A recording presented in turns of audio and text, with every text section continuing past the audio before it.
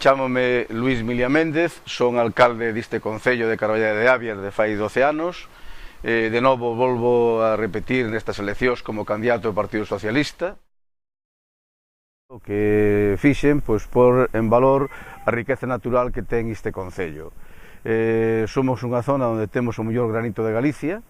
Había que tratar de legalizar as canteiras e logo pois tratar de que non fastidiasen un pouco o seu entorno, que é o medio natural. O patrimonio que tiña este concello, como era os muiños, como eran tamén esterbolos, como eran os cabalos, que temos o único curro que temos na provincia de Ourense, que está ubicado aquí en Carballeda de Avia, pois tamén o puxemos en valor creando unha ruta que une todo isto, toda esta riqueza natural de máis de 38 kilómetros.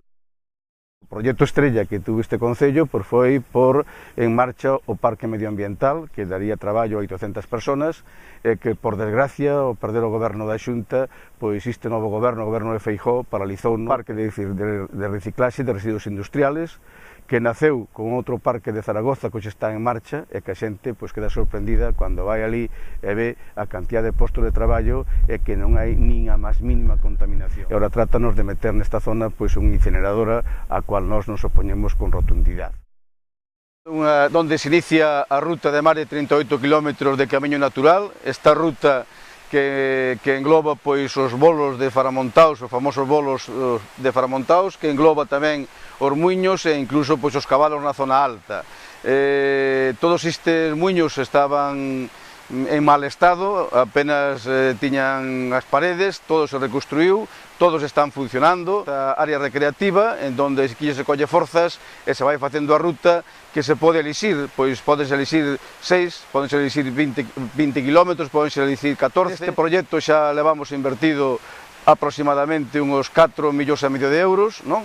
Creo que ainda nos falta algo por culminar, que son incorporar máis muiños que temos nesta propia ruta. Esperamos tamén incorporar outros 12 muiños a maiores. Unha das apostas deste concello tamén é por generar traballo na muller rural, porque é unha forma de asentar población.